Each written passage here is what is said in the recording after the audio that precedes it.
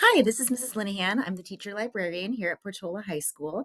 Today, we're going to go over the acceptable use policy for students of all of our technology that we have here at Portola and also here at Irvine Unified School District.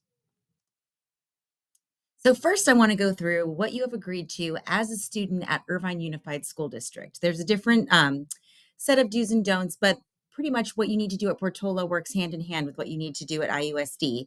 So, we're going to go through this policy.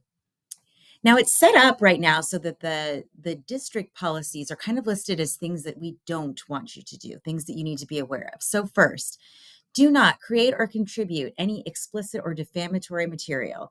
So in other words, anything that is going to be hurtful or slanderous to another student, to a staff member, to anybody who's on campus, that's something that we want to avoid. Second, no bullying, no cyberbullying. I think we're all familiar with what that looks like, and that is something that we would like you to avoid. Number three, do not disclose any personal information of your peers. This includes teacher emails, addresses, phone numbers. Number four, do not infringe on copyrighted material. This is becoming very important as we move into the AI world. It's going to be very important that you create your own things and don't pass on any material that doesn't belong to you. Number five, do not harm district technology. In other words, keep your Chromebooks safe. Take care of anything that is checked out to you by the library and by the school. Number six, do not install any unauthorized software. And this involves maybe kind of goes with number seven, where you're attempting to bypass technology. These filters are in place for a reason. There's a reason that we want to keep our students and our staff protected. And so we would appreciate you not going above what the district has already deemed is safe for you. Number eight, do not be false or misleading. Again, with the AI, with generating images, fake news, deep fakes, these are all things that you want to avoid in life and also as an IUSD student. Number eight, do not be false or misleading. This can include plagiarism. Number nine, do not commit academic dishonesty. Again, plagiarism, cheating, using AI for purposes other than what you're supposed to use AI for. And then number 10, obviously, you are also responsible for any California laws that and federal laws that need to be followed. So number two, I want to go over Portola specific policy. So in your student handbook, which is available on this slide, you have signed and agreed to a certain code of conduct as a student at Portola High School as a Bulldog. And so I want to go through what you have agreed to. These are things that you can do. These are the things that we would like you to do to be a respectful student at Portola and to be a responsible digital citizen. First, use technology for school purposes. This is in the library, in the classroom. Anytime you're on campus, really, you should be using the technology that's provided to you for school related purposes. Number two, be responsible, legal, and ethical always. Number three, be respectful and appropriate with what you post and what you share.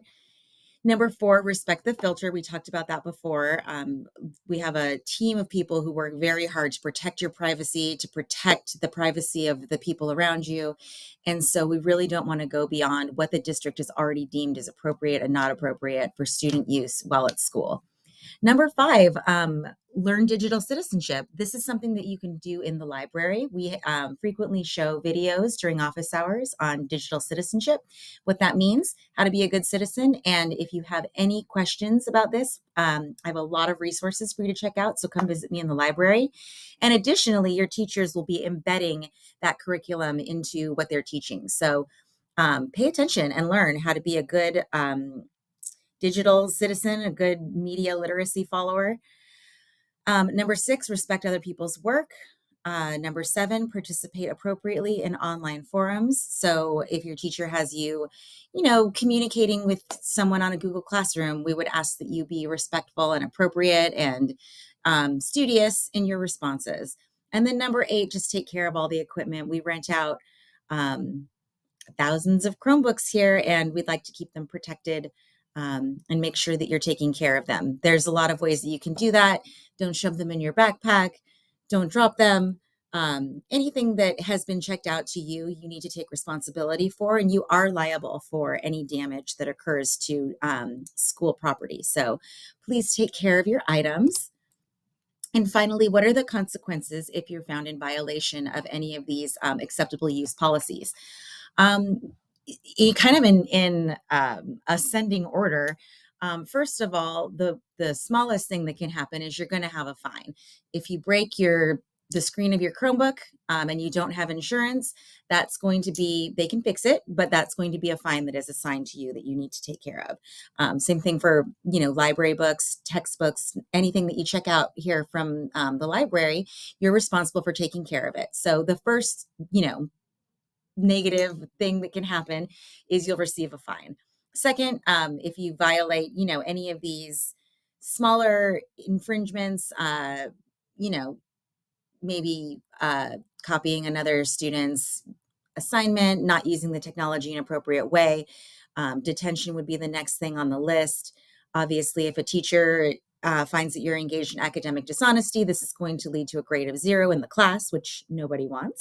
And then, as we amplify up, depending on the level of egregiousness of the error, it can lead to suspension, it can lead to expulsion. And then finally, even law enforcement can be involved. So we just ask that you do your best to respect the technology that IUSD provides you and that Portola provides you, and we will respect your time and your privacy. Thank you for listening and have a great day.